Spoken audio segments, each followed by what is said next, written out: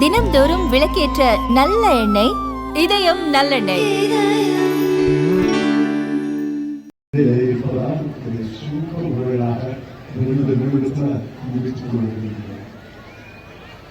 நீங்கள் அழகாக அணிவகுத்தீர்கள்.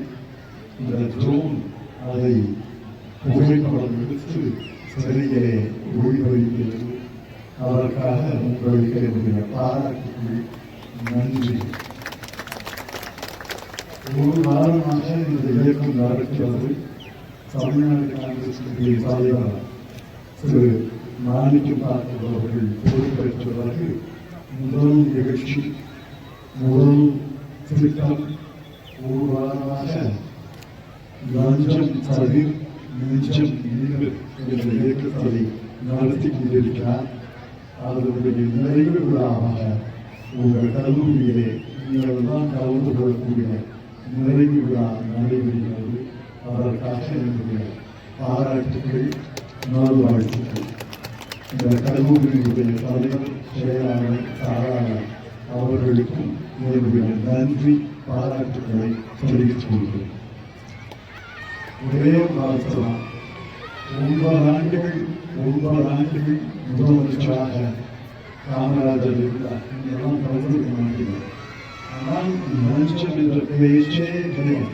அந்த 9 ஆண்டுகள் காங்கிரஸ் ஆட்சி வருகிற காலத்தில் லஞ்சம் என்ற பேச்சே கிடையாது.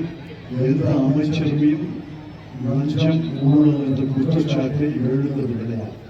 அந்த அளவுக்கு முதலமைச்சர் கட்டுப்பாடாக, திறமையாக, தொலைநோக்கம் இருந்தால் லஞ்சம் தவிர்க்க முடியும் என்பதற்கு அன்றைய இந்து ஆட்சி மாறி இருக்கிறது.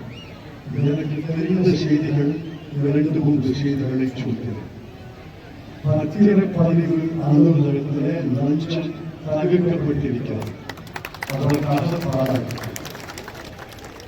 கல்லூரிய உயர்நிலை பள்ளிகள், மேல்நிலை பள்ளிகளில், தனியார் நடத்துகிற பள்ளிகளில், அரசு நடத்துகிற பள்ளிகளில் ஆசிரியர் நியமனம் லஞ்சம் தவிர்க்கப்பட்டிருக்கிறது.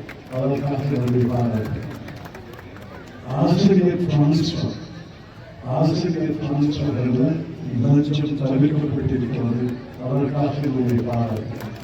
ஆக லஞ்சம் தவிர என்பதற்கு காமராஜருடைய 9 ஆண்டுகால ஆட்சி எப்படி நடந்ததோ அதை போல முதலமைச்சர் விஜயுடைய ஆட்சியில் 1 ஆண்டு காலத்திலே லஞ்சம் தவிர்க்கப்பட்டிருக்கிறது.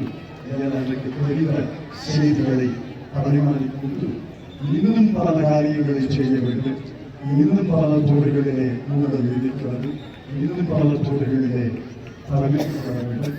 அதையும் முதலமைச்சர் விஜய் அவருடைய ஆட்சி செய்யும் என்று நம்புகிறேன். உங்களுடைய ஆதரவு, எங்களுடைய காங்கிரஸ் கட்சியினுடைய உறுப்பினர் இருந்தால் தமிழ்நாட்டில் மீண்டும் லஞ்சம் தவிர்த்த காமராஜர் ஆட்சியை 5 ஆண்டுகள் நடத்த முடியும் என்ற நம்பிக்கையை தெரிவித்து உங்கள் அனைவருக்கும் என்னுடைய நன்றி, பாராட்டுக்களை தெரிவித்து பெருந்தலைவர் காமராஜருடைய புகழ் வாழ்க என்று சொல்லி நன்றி தெரிவித்து விடைபெற்றுக் கொள்கிறேன்.